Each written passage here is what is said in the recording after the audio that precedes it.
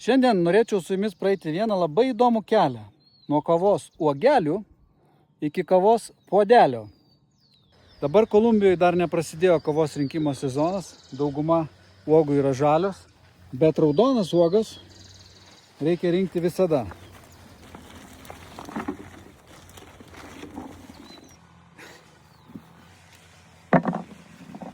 Čia žalių neskinau. Jo, lengva nebus.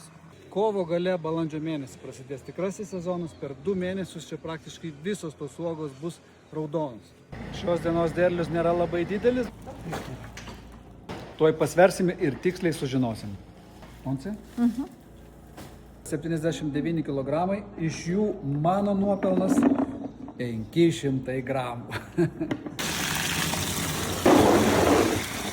Ant vandens paviršiaus iškils ne iki galo subrendusios, defektyvios, negražios ir visokie tokie nelikvidai.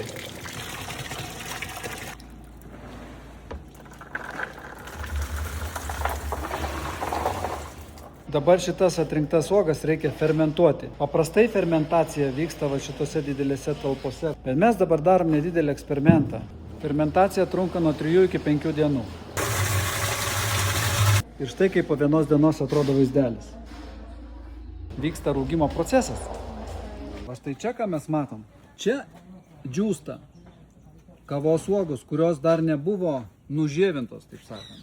Jos dar yra visos pilnos iškart po fermentacijos ir dar yra pakankamai drėgnos.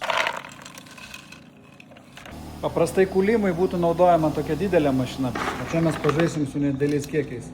Tokia rankinė mašinėlė.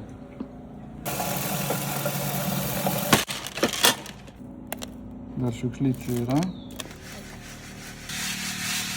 Iki kavos puodelio dar labai toli, o aš jau pavargau nuo viso šito proceso. Taigi pasigaminame 230 gramų kavos pupelių. Tada naudojamas toksai skrudinimo aparatas, kad pupelės pataptų rudos ir gražios paruoštos malimui.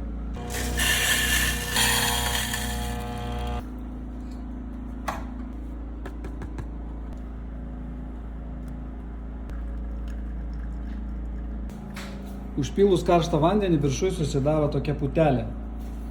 Putelė reiškia, kad kava yra šviežia. Ir štai pagaliau po visų procesų, kuriuos mes pražiūrėjom, po viso to rankinio kruopštaus darbo, mes galime pasimėgauti šviežutėlę kava. Kolumbijos produktas. Oi, jėga.